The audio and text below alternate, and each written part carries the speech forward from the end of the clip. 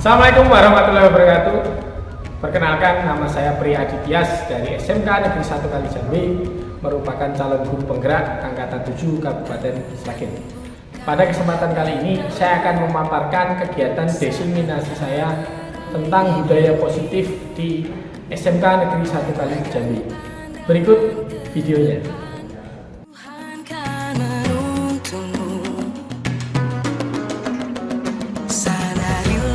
Masa berganti, tantangan kan kita hadapi, bergandeng tangan untuk negeri, era kita menanti berseri. Kita belajar Pancasila, kita bernafas dalam sila-silanya. Kita belajar Pancasila,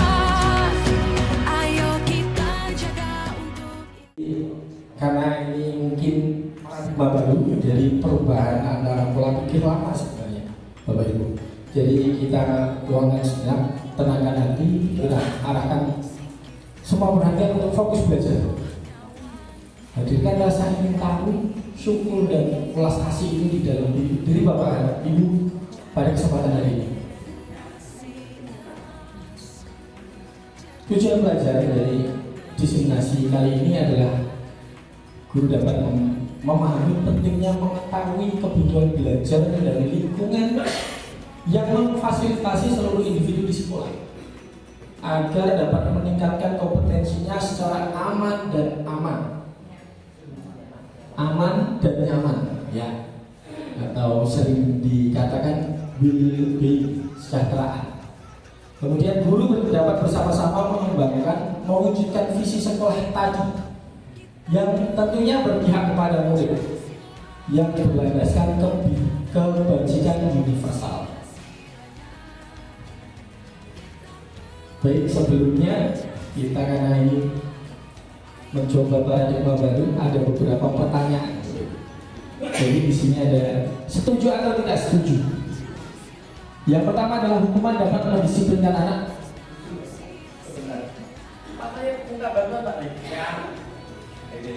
Baik, jadi karena ini saya butuh sesuatu data.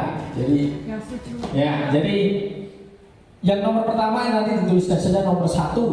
Setuju atau tidak setuju. Hukuman dapat mendisiplinkan anak. Ini semuanya ya Pak Dek, minta tolong. Jadi tidak Bapak Ibu guru tapi juga karyawan juga. Kemudian pemberian hukuman dengan hal positif seperti membaca, membersihkan halaman sekolah dapat meningkatkan disiplin anak. Jadi pertanyaan nomor 2, setuju atau tidak setuju. Kemudian yang nomor 3 adalah memberi penghargaan itu dapat meningkatkan motivasi belajar anak. Jadi ada 3 pertanyaan menurut Bapak Ibu saja.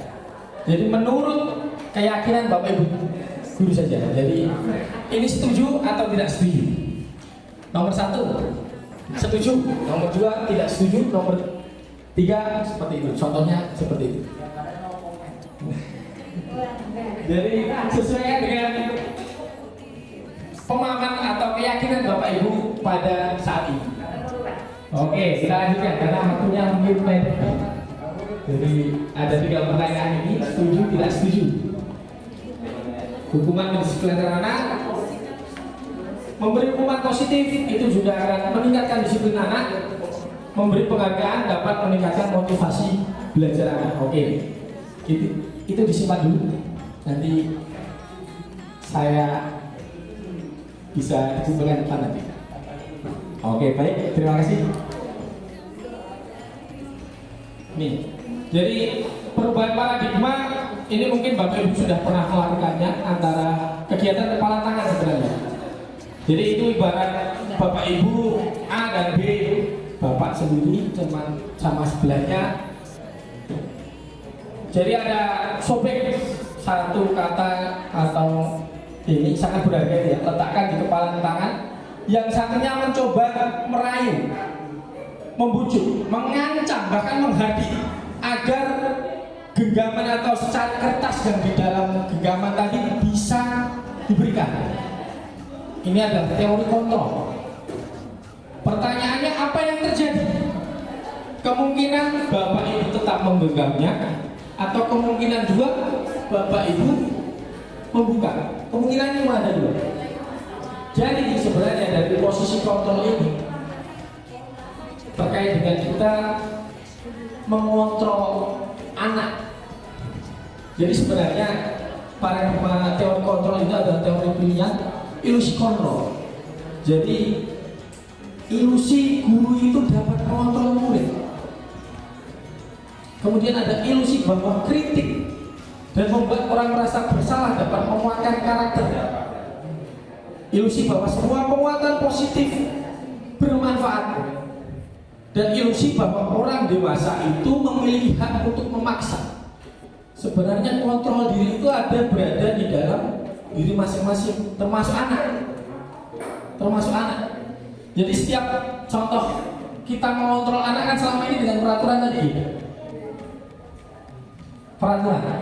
Kontrol itu dimulai dari diri anak sendiri.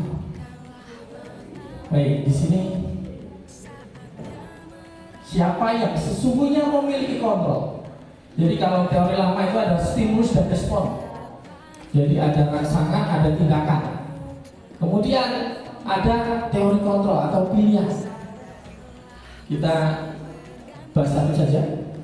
Kita mencoba salah satunya. Kita mencoba mengubah agar orang lain berpandangan sama dengan kita.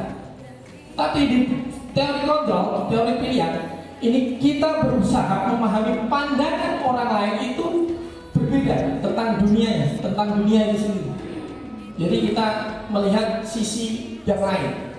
Itu adalah sisi atau paradigma pilihan kontrol teori kontrol ya. Kemudian selanjutnya, ya, jadi ini merupakan mind mapping terkait dengan disiplin positif tadi. Ini teori kontrol yang dari Dr. William. Anda tidak bisa mengontrol sebenarnya orang lain. Hanya Anda yang bisa mengontrol diri Anda sendiri. Setuju? Setuju. Semua perilaku itu memiliki tujuan. Jadi ketika anak datang telat, nah itu pasti punya tujuan atau memiliki maksud. Kemudian ini model berpikir menang dan menang, kolaborasi konsensus, menciptakan pilihan baru. Ini realitas kebutuhan kita berbeda. Jadi kebutuhan masing-masing person itu berbeda. Kita berusaha memahami pandangan orang lain tentang dunia. Setiap orang memiliki gambaran yang berbeda. Jadi ini mind mappingnya. Semua perilaku memiliki tujuan. Ini motivasi gitu.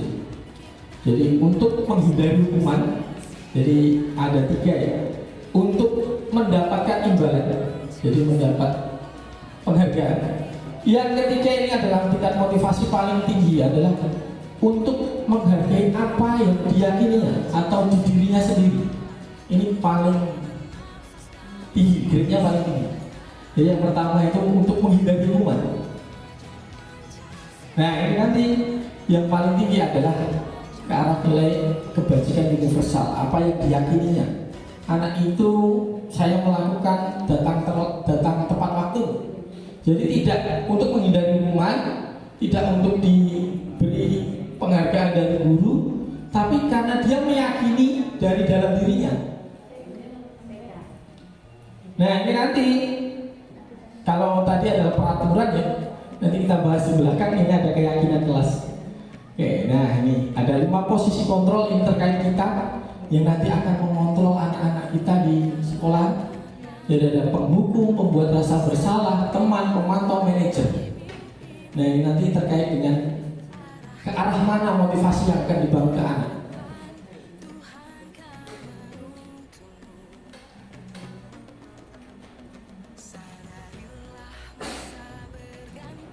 Ya kita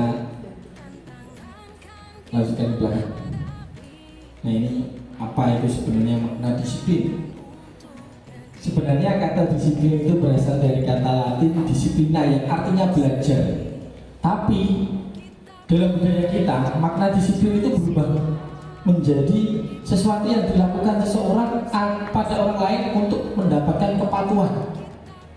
Kecenderungan umum adalah menghubungkan kata disiplin dengan kata ketidaknyamanan karena harus mengikuti aturan, bukan dengan apa yang kita hargai atau yang kita percayai atau pencapaian dari suatu tujuan mulia dari dalam diri kita sendiri. Ini menjadi perubahan makna disiplin itu sebenarnya dari belajar menjadi patuh. Nah, ini apa itu nilai-nilai kebijakan universal? Ini nilai tersebut bersifat universal, lintas budaya, bahasa, agama maupun latar belakang. Ini adalah sifat-sifat positif yang universal. Ini tadi William Glasser. Kita lanjutkan saja. Teori motivasi, hukuman, dan penghargaan. Tadi ini teori motivasi sudah saya jelaskan di mind mapping tadi. Jadi teori motivasi perilaku manusia itu yang pertama adalah menghindari ketidaknyamanan atau hukuman. Anak itu dia mengikuti peraturan ini agar tidak mendapat hukuman. Apa yang terjadi apabila saya tidak melakukannya? Menghindari. Yang kedua adalah mendapatkan imbalan. Apa yang saya dapatkan apabila saya melakukannya? Yang ketiga adalah menghargai dirinya sendiri. Saya akan menjadi orang seperti apa bila saya melakukannya. Jadi yang grade paling tinggi adalah motivasi internal yang muncul dari dalam dirinya sendiri. Ini tujuan disiplin positif.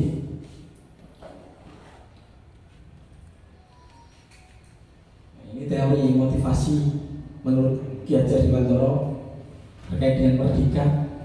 Merdeka itu artinya tidak hanya terlepas dari perintah, tetapi juga cakap memerintahkan diri sendiri.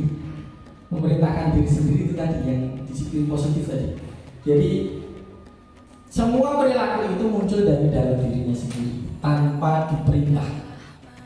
Ini menurut Ki Hajar Dewantara, Bapak Pendidikan kita. Ini. Jadi penghargaan, dihukum oleh penghargaan. Jadi selama ini penghargaan itu memang saya sebenarnya pas pertama kali dapat materi ini berontak kok penghargaan menghukum. Jadi bahwa penghargaan berlaku sama dengan hukuman dalam arti meminta atau membujuk seorang melakukan sesuatu untuk memenuhi suatu tujuan tertentu dari orang yang meminta atau membujuk. Ini adalah yang menunjukkan adalah dorongan eksternal yang nanti ada faktor ketergantungan. Jadi di sini ada pengaruh jangka panjang, jangka pendek. Ini mungkin Bapak Ibu punya anak TK nih. Jadi di anak TK itu ketika dapat penghargaan kasih juta, tangannya ditulis.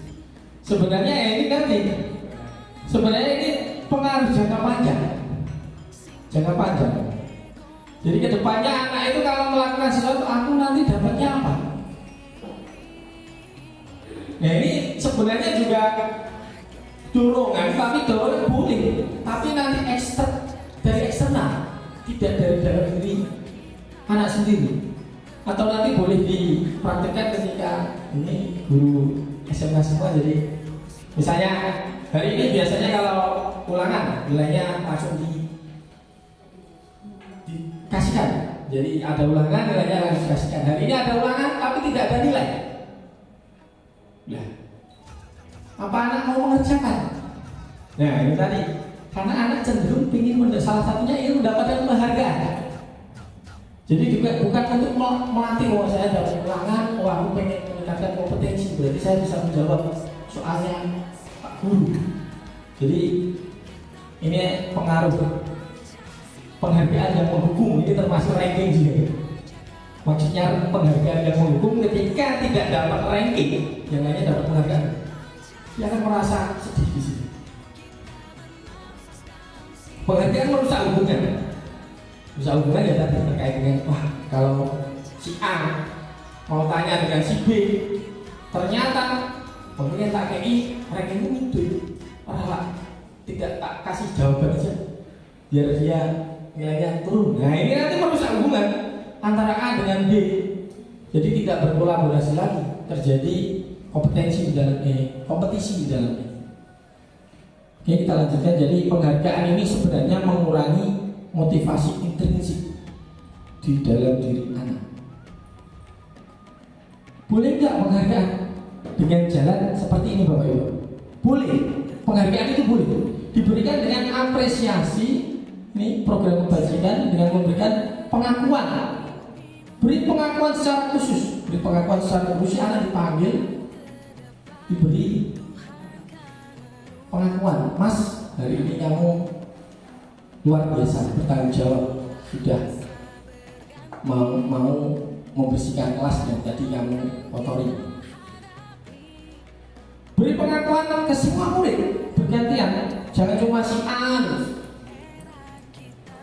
Beri pengakuan secara konsisten, fokus pada prosesnya. Jadi bukan sama hasilnya, tapi beri pengakuan juga pada prosesnya. Nah ini contoh tadi, pengakuan apresiasi kebajikan, pembukaan, nilai kebajikan, situasi. Contoh ini kemarin saya perhatikan rasa empatimu besar sekali pada saat menolong si A. Jadi ini beberapa contoh apresiasi. Jadi apresiasi itu bisa diberikan dengan jalan tadi, penghargaan, dengan jalan individu, secara individu, bukan secara dalam forum ini. Sebenarnya itu nanti mungkin yang sini ada yang iri juga kan Bapak? Wah si A dapat hadiah, aku dapat hadiah, untuk menghindari itu sebenarnya. Perbedaan hukuman dan konsekuensi. Ini hukuman dan konsekuensi. Yang pertama adalah sesuatu yang harus terjadi, menyakitkan. Intinya kalau hukuman itu pasti menyakitkan. Konsekuensi sesuatu yang harus terjadi sama-sama. Di sini namanya hukuman itu ada paksaan. Tapi kalau di konsekuensi, karena tadi sudah melakukan tindakan, pasti ada respon. Jadi ada stimulus dan respon. Jadi anak pasti tahu terkait dengan konsekuensi. Tapi kalau hukuman itu biasanya itu menyakitkan. Dan ini nanti dampaknya marah, rasa bersalah, dipermalukan. Anak itu merasa dipermalukan, merasa tidak dihargai. Kalau yang konsekuensi itu memang kehilangan hak, dibuat tidak nyaman, tapi untuk sementara, karena anak paham konsekuensinya. Jadi antara hukuman dan konsekuensi itu berbeda. Nah ini kita karena sudah tahu konsekuensi hukuman, kita baca ya Bapak Ibu. Mencatat 100 kali dalam buku kalimat. Saya tidak akan terlambat lagi karena terlambat sekolah. Kira-kira konsekuensi atau hukuman? Konsekuensi atau hukuman? Hukuman.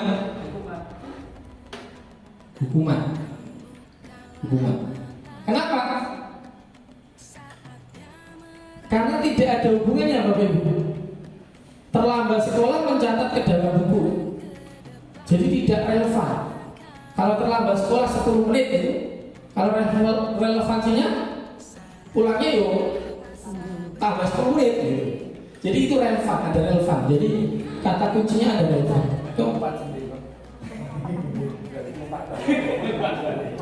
Oke ini lari keliling lapangan. Oh ini sudah saya klik ini ternyata. Nah hukuman, murid diminta untuk push up karena tidak menggunakan masker. Jelas ini hukuman nih, betul. Menggantikan kertas tugas teman yang telah dicoret-coret. Konsekuensi, ya, konsekuensi, betul. Membersihkan tumpahan air karena tersenggol. Konsekuensi. Oke. Murid disuruh untuk tidak mengenakan sepatu seharian di sekolah karena tidak menggunakan sepatu hitam. Hukuman atau konsekuensi? Nah ini. Kenapa ini Bapak Ibu? Hukuman. Karena ini, kenapa murid disuruh untuk tidak mengenakan sepatu seharian? Itu sebenarnya hukuman ya kasihan anak. Tapi kalau TKR itu seneng. TKR itu seneng, kalau praktek malah sepatunya nggak pas gitu. Jadi kalau secara teori ini hukuman. Lari mengelilingi lapangan basket 2 kali karena terlambat 10 menit untuk pelajaran PJOK. Hukuman atau konsekuensi? Konsekuensi ya. Karena pelajaran PJOK. Ya. Kalau di sini tadi mengelilingi lapangan karena terlambat sekolah. Nggak ada hubungannya. Jadi antara hukuman dan konsekuensi itu perbedaannya itu. Nah, ini bagaimana penerapan di sekolah kita? Sebenarnya ada lagi hukuman, konsekuensi, dan ketika ada restitusi. Apa itu restitusi? Proses menciptakan kondisi bagi murid untuk memperbaiki kesalahan mereka, sehingga mereka bisa kembali pada kelompok mereka dengan karakter yang lebih kuat. Restitusi juga merupakan proses kolaboratif yang mengajarkan murid untuk mencari solusi untuk masalah mereka dan membantu murid berpikir tentang orang seperti apa yang mereka inginkan. Bagaimana mereka harus memperlakukan orang lain. Nah, ini nanti restitusi ini perbedaannya kelihatan tidak? Sedikit ya. Ini intinya di sini Bapak, Ibu. Hukuman itu negatif. Karena anak merasa disakiti, jangkanya panjang. Bisa jadi kalau nanti dendam di rumah, di jalan dicegat, itu hukuman. Karena anak merasa dendam. Nah, kalau konsekuensi ini netral, posisinya netral, karena ada respon stimulus tadi, stimulus respon. Kemudian kalau restitusi ini adalah positif. Nah, ini nanti anak diajarkan untuk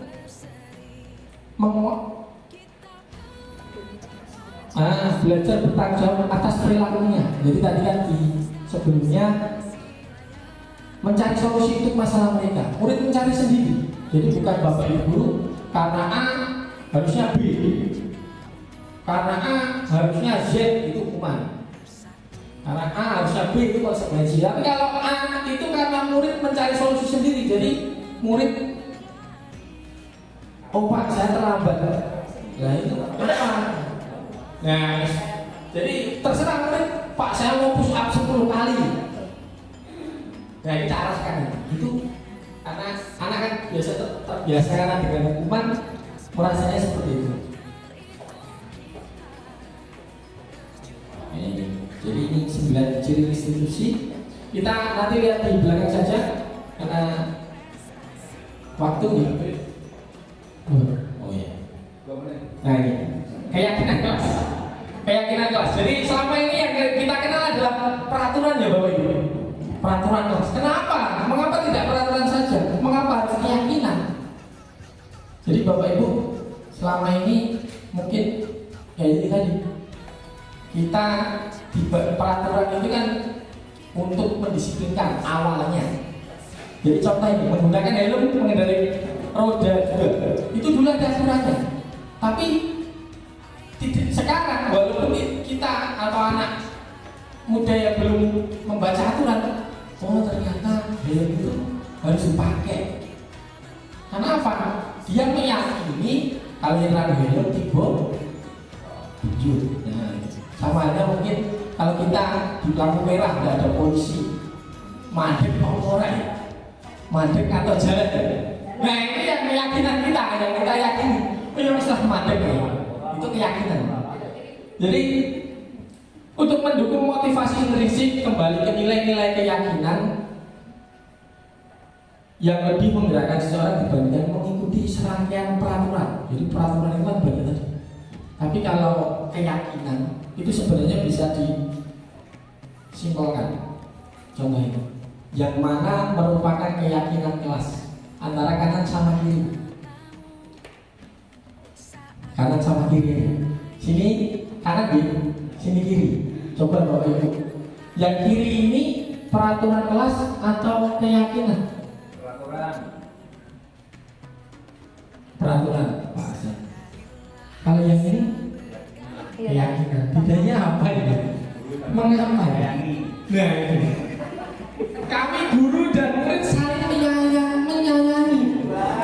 Ini kan ibaratnya menghormati ya, hormat. Iya. Jadi anak itu cenderung positif. Tadi sebelumnya ciri-ciri positif itu kan ada kalimat positif. Jadi kalimatnya pasti positif. Betul, ini yang kanan adalah keyakinan, yang kiri adalah peraturan. Berdoa sebelum dan sesudah belajar. Nah ini yang bisa masuk di sini. Semangat belajar, kalau semangat belajar jelas tepat waktu, jelas. Menghormati ini jangan mengucapkan salam sudah masuk di sini semua ya. Tertib ini juga ini aktif dalam pembelajaran dengan semangat ini. Jadi keyakinan kelas itu memang lebih abstrak. Jadi lebih abstrak, lebih tapi mudah diingat. Lebih abstrak tapi mudah diingat atau langsung global ibaratnya seperti itu. Baik, terkait ini. Jadi sebenarnya motivasi tadi terkait dengan 5 kebutuhan dasar manusia. Jadi sebenarnya kita itu mempunyai kebutuhan dasar. Yang pertama kalau bertahan hidup. Selain itu ya termasuk gaji, termasuk rumah. Ya. Kemudian ada kasih sayang. Misalnya saling menyayangi jawab betul. Penguasaan. Kadang anak itu dominan di kelas. Jadi di sini karena dia membutuhkan kebutuhan penguasaannya tinggi, kesenangan. Main sing anaknya tadi Pak, main voli. Karena di kelas kurang senang mungkin. Dia butuh kesenangan. Mungkin seperti itu. Nah, atau mungkin kebebasan juga Pak. Ya. Nah ini kita perlu ketahui dulu kebutuhan anak itu seperti apa. Nanti termasuk dengan kita. Nah ini ada 5 posisi kontrol sebenarnya. Ini ada ciri-cirinya. Ada 5 posisi kontrol ya. Jadi penghukum itu biasanya guru berbuat menghadik, menunjuk-nunjuk. Biasanya matanya melotot. Ini adalah penghukum. Nah, sedangkan pembuat rasa bersalah itu biasanya dia lebih tenang. Mas, mbok yo ngomong. Iki yo. Jadi menyalah, jadi membuat yang atau siswa itu merasa dia salah. Teman itu biasanya ngobrolnya asik. Sebenarnya itu, nah ini selama ini saya juga berpikiran yang teman itu baik dengan anak, menjalin komunikasi. Ini masih di tengah. Nah kalau jajan, wah biar anak manut tak jajak kisah kelas. Nah itu bisa tadi penghargaan tadi. Pokoknya tadi jajaknya berarti bisa sebut sama manut. Nah ini kemudian ada pemantau sama manajer kita lewati. Jadi di sini ada video. 4. Posisi pemantau atau monitor, dan 5. Posisi manajer. Untuk lebih memahami kelima posisi tersebut, mari kita saksikan kasus Naren yang terlambat hadir 20 menit di sekolah dan melihat bagaimana kelima posisi kontrol dalam menghadapi masalah tersebut.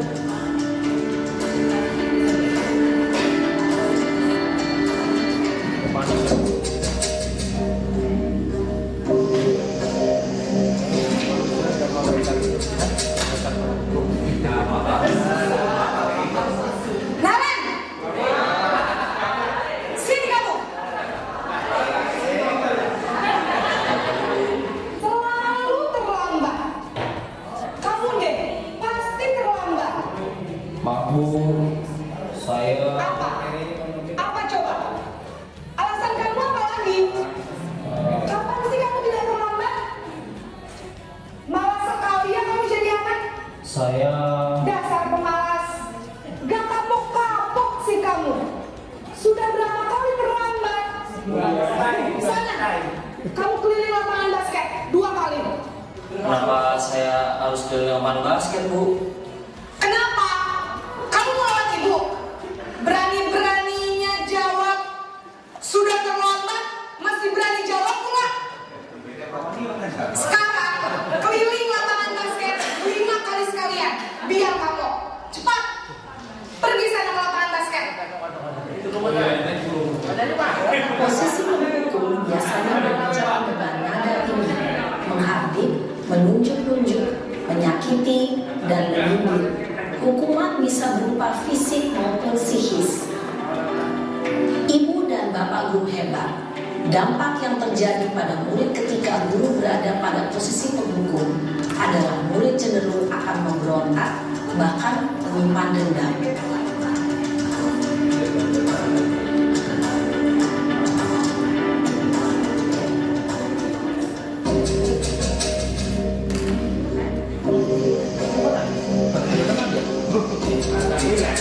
Biar tahu bedanya jadi.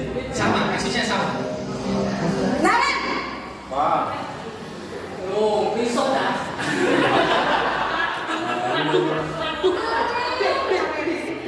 Kamu kenapa terlambat lagi, nak? Ya Tuhan, Naren. Kamu senang ya bikin ibu susah ya? Kalau kamu terlambat lagi, nanti ibu yang ditegur bapak kepala sekolah, nak. Disangka ibu tidak bisa membina kamu. Duh, gimana ini? Maaf, Bu. Duh, Gusti Naren. Kamu suka ya kalau ibu ditegur bapak kepala sekolah? Terus, sekarang ibu harus tulis apa yang di buku absen? Ini kamu sudah sering terlambat loh. Ibu harus apa coba? Maaf, Bu. Maaf sekali. Ya sudah, lain kali jangan bikin ibu susah lagi ya nak ya. Ibu tidak akan kuat lagi kalau kamu gini terus. Bisa jantungan kalau ibu ditegur bapak kepala sekolah. Sana cepat ke kelas. Maaf ya, Bu. Maaf sekali. Posisi membuat rasa bersalah berbicara dengan nada tenang, cenderung lembut. Namun kata-kata yang diutarakan membuat murid merasa menjadi orang yang gagal, memandang buruk dirinya sendiri, merasa tidak berharga, dan tidak sanggup membahagiakan orang lain. Ketika guru mengambil posisi pembuat rasa bersalah, murid akan menganggap dirinya yang bersalah dan ia akan menyimpan emosi negatif tersebut di dalam dirinya.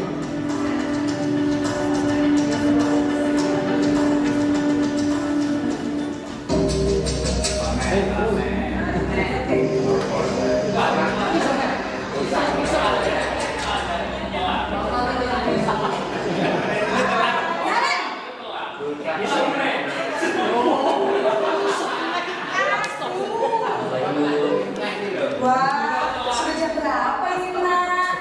Terlambat lagi ya sayang. Iya, Bu. Habis. Kalau saya makan saya, Bu. Kamu malah menyalahkan ibu kamu. Kamu kan anak paling kencang. Kok terlambat sih?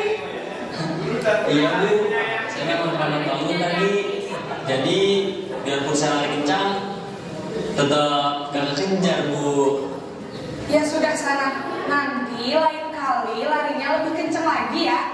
Biar gak terlambat lagi. Bikin seneng ibu. Demi ibu. Bisa kan? Bisa, Bu. Ya sudah sana. Kamu ini ada-ada saja. Si teman, guru berbicara dengan nada suara ramah, akrab, cenderung bersinar gurau untuk menjaga suasana tetap santai. Murid akan merasa senang, aman, dan akrab dengan guru. Identitas yang tercipta adalah identitas sukses atau berhasil. Namun, perlu diingat, karena ini masih dorongan eksternal, maka ada faktor ketergantungan dari murid kepada orang tertentu. Di sini guru absennya, sehingga di lain waktu murid bisa berperilaku baik, namun hanya kepada orang-orang tertentu saja.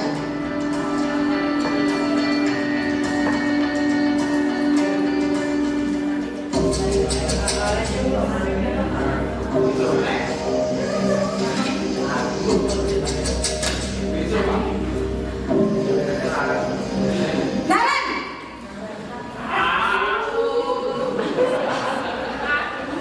Selamat pagi, Bu.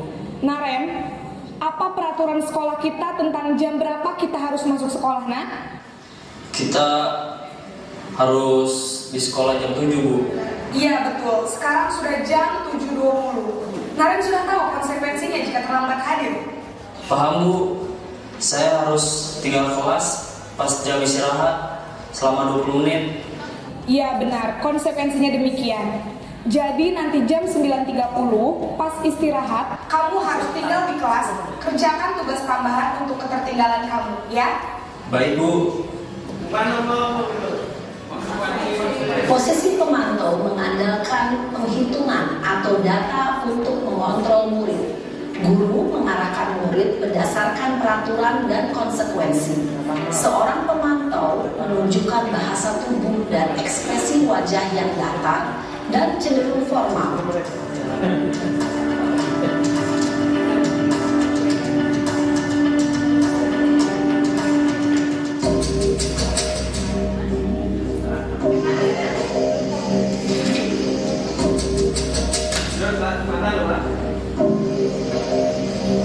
Naren!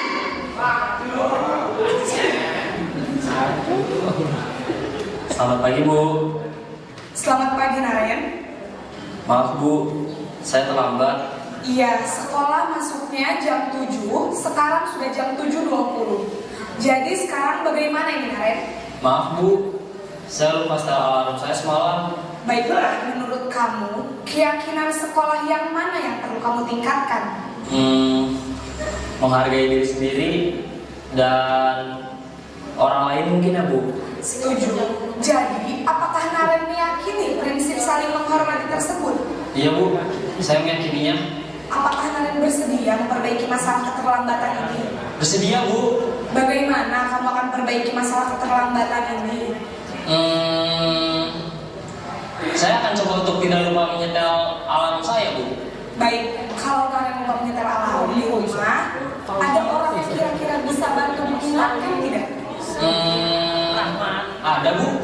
Kakak saya, Kak Emma. Ada lagi selain Kak Emma? Selain Kak Emma, ada ibu saya. Baik, jadi yang mengingatkan Naren adalah Kak Emma dan ibu kamu ya? Kira-kira akan mulai setel alarm kapan nih, Naren? Setelah pulang sekolah, akan segera saya lakukan. Baik, jadi Naren akan setel alarm untuk bangun besok pagi dan akan diingatkan oleh kakak dan ibunda Naren ya. Ada lagi yang mungkin perlu dilakukan, Naren, agar tidak terlambat bangun lagi? Tidak ada, Bu. Baik, Naren, terima kasih untuk kerjasama kamu. Sekarang kamu perlu kembali ke kelas untuk belajar. Baik, Bu. Terima kasih. Posisi manajer adalah posisi kontrol yang disarankan untuk membimbing murid memiliki sikap disiplin yang positif, yaitu murid yang mandiri, bertanggung jawab, dan dapat memecahkan masalah. Tujuan dari posisi ini adalah agar murid dapat berefleksi atas tindakannya. Guru akan dengan tulus memberikan pertanyaan-pertanyaan bermakna, sehingga membuat murid dapat belajar dari kesalahannya dan mencari sebuah solusi untuk menyelesaikannya. Ibu dan Bapak guru hebat, setelah mengamati adegan kelima posisi kontrol tadi, kira-kira posisi mana yang paling ideal? Posisi mana yang dapat menunjang motivasi intrinsik murid? Ya, tentu posisi manajer. Posisi ini memang posisi ideal yang ingin dituju setiap pendidik. Baik, jadi itu terkait 5 posisi kontrol. Bapak Ibu bisa akan memilih yang mana yang bisa diterapkan di SMK kita. Nah ini terakhir ini terkait dengan segitiga institusi dalam pemecahan masalah tadi, termasuk di dalam manajer tadi sudah dilihatkan ada menanyakan keyakinan juga. Jadi di sini ada menstabilkan identitas, menvalidasi kebutuhan. Jadi menstabilkan identitas identitas itu, misalnya anak mendapat masalah, di situ ada setiap orang pasti melakukan kesalahan. Jadi anak tidak cenderung dibebankan atau tidak cenderung disalahkan. Itu menstabilkan identitas. Yang kedua adalah validasi kebutuhan tadi. Anak melakukan kesalahan itu pasti punya kebutuhan apa itu? Pengen senang, pengen bebas dan lain sebagainya, pengen lima tadi. Kemudian yang terakhir adalah menanyakan keyakinan. Kira-kira kamu ingin menjadi orang seperti apa? Biar anak menjawab sendiri. Karena itu nanti akan muncul dari dalam diri anak sendiri. Itu yang ditekankan pada budaya positif terkait dengan segitiga restitusi. Demikian Bapak Ibu, sebenarnya masih ada video satu lagi tapi karena terkait dengan waktu, ini nanti saya share aja di grup ya. Jadi ada video satu lagi sebenarnya. Baik, terima kasih. Jadi saya butuh data lagi nanti saya share di grup gitu. Ada 4 pertanyaan ini. Hal baru apa yang mengubah paradigma Bapak Ibu yang didapatkan pada hari ini? Kemudian perasaan apa yang muncul? Senang itu senang. Salah satunya senang. Kemudian peran kontrol apa yang telah dilakukan selama ini? Penghukum, pembuat rasa bersalah selama ini. Tapi setelah mendapatkan materi ini tadi, modul ini tadi, saya akan menjadi seperti apa? Berusaha menjadi seperti apa? Mohon itu nanti kontrol diri di Bapak Ibu sendiri. Jadi mau nulis apa itu kontrolnya dari Bapak Ibu sendiri. Demikian mungkin karena terkendala waktu tidak ada sesi tanya jawab ya. Terima kasih. Tidak ada Pak. Waktunya mepet. Terima kasih. Saya akhiri. Nanti saya mulai Pak. Oke. Saya akhiri. Assalamualaikum warahmatullahi wabarakatuh.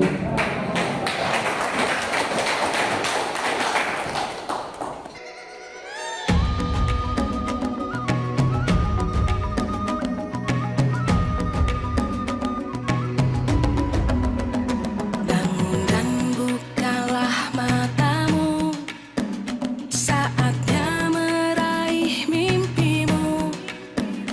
Arahkan pandangan ke depan, Tuhan kan menuntunmu. Sadarilah masa berganti, tantangan kan kita hadapi.